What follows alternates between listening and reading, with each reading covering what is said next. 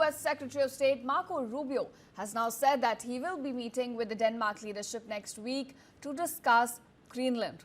Now, the announcement comes amid escalating tensions following the renewed demands from President Donald Trump to take control of the island. Now, viewers, when asked if the U.S. intends to buy Greenland, Rubio replied that buying the territory has always been President Donald Trump's intent all along. Take a listen.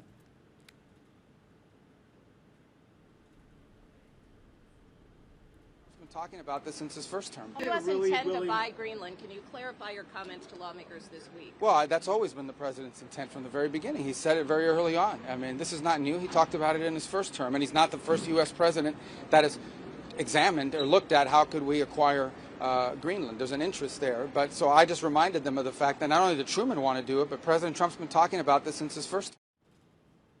Now, viewers, Donald Trump has been discussing a range of options to acquire Greenland, including the use of military, according to White House. In fact, earlier on Tuesday, European leaders warned Donald Trump in a joint statement that territorial integrity of Greenland and Denmark should be respected.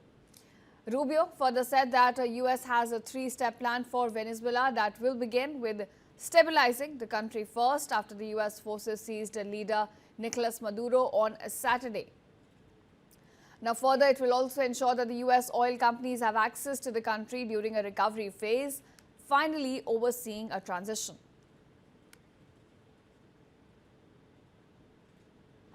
As we move forward, we'll describe our process, which is a threefold process in Venezuela. I've described it to them now. Step one is the stabilization of the country. We don't want it descending into chaos. Part of that stabilization, and the reason why we understand and believe that we have the strongest leverage possible, is our quarantine. As you've seen today, 2 more ships were seized.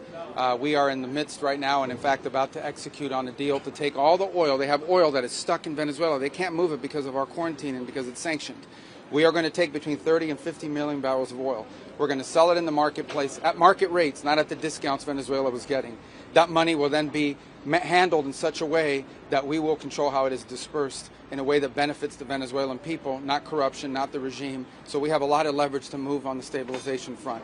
The second phase will be a phase that we call recovery, and that is ensuring that American, Western, and other companies have access to the Venezuelan market in a way that's fair. Also, at the same time, begin to create the process of reconciliation nationally within Venezuela so that the opposition forces can be amnestied and released and from prisons or brought back to the country and begin to rebuild civil society. And then the third phase, of course, will be one of transition. Some of this will overlap. I've described this to them in great detail. We'll have more detail in the days to follow. But we feel like we're moving forward here in a very positive way. Now, viewers, President Donald Trump has also warned of further military operations against Venezuela if the members of Maduro's inner circle who have stepped in to lead the country do not cooperate with his demands, which in fact largely focus on obtaining Venezuelan oil. Now, Trump also said that the U.S. would refine and sell up to 50 million barrels of Venezuelan oil as U.S. forces continued seizing oil tankers linked to Venezuela on Wednesday.